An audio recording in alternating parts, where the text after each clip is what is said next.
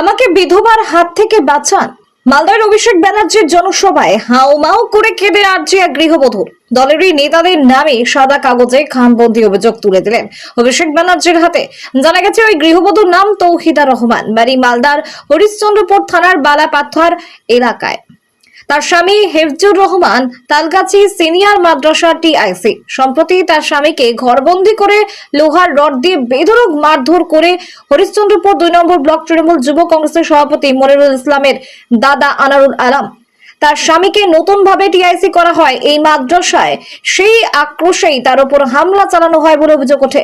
এই পরিস্থিতিতে পুলিশে অভিযোগ জানিয়েও কোনো লাভ হয়নি বলে অভিযোগ। তাই সশরীরে আজ আক্রান্ত শিক্ষকের স্ত্রী অভিষেক ব্যানার্জির সভায় হাজির হয়ে মন্ত্রী তাজমুল হোসেনের গড় তারি দলেরই ব্লক সভাপতি দাদার বিরুদ্ধে এই নালিশ করেন।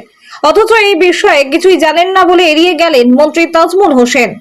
আমার বর তালগাছি সিনিয়র মাদ্রাসা টিআইসি এবং ওখানকার ব্লক সভাপতি। যেহেতু আমরা রাজ্য সরকারের দায়িত্ব রয়েছে, শাসক দলের প্রতিনিধি ঢুকে বেশ করে আমাদের সাংসদ সামিরুল বেশ কিছু গন্ডা নিয়ে দায়িত্ব ছিল সবার সাথে কথা বলে যা যেখানে যে সহযোগিতা প্রয়োজন হয়েছে আমরা সেই সহযোগিতার হাত বাড়িয়ে আমাদের জ্ঞাতার্থে যে কেসগুলো এসছে আমরা সবকটা আইনত লড়ে বিজয়ী হয়ে কোর্টের অর্ডারে তাদেরকে বাংলায় ফেরত করেছে। এটা ওখানকার প্রাক্তন টিআইসি আবুজারের একমাত্র বাংলায় করে সভাপতির দাদা আনারুল হক এই কাজ করেছে। রাজ্য সরকার অবধি সীমিত বা সীমাবদ্ধ থাকলো না।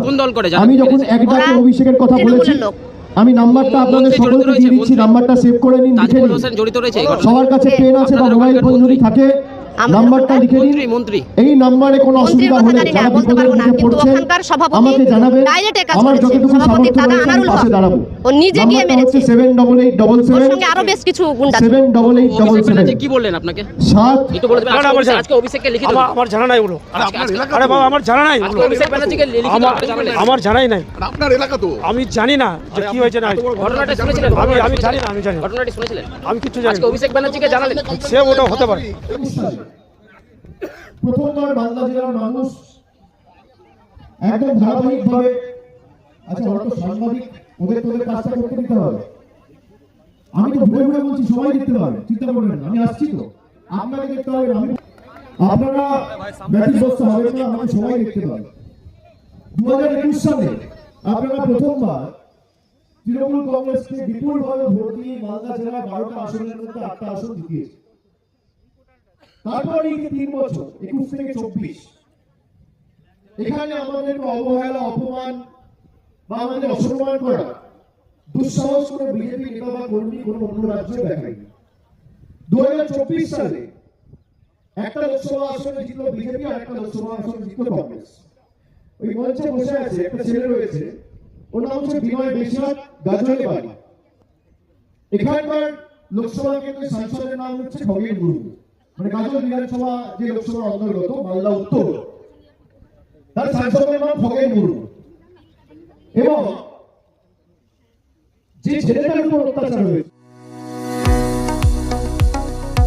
কতুলপুরে সর্বপ্রথম এমআরআই পরিষেবা যুক্ত 110 বেডের মাল্টি স্পেশালিটি হসপিটাল হল মেডিকেয়ার জেনারেল হসপিটাল। স্বাস্থ্যসাথী মান্যতাপ্রাপ্ত এই হসপিটালে রয়েছে AC, non AC cabin, modern OT, ICCU, NICU, micro surgery, dialysis বিভাগ, ব্রেন ও spine surgery, cancer surgery, lift সহ নানান পরিষেবা।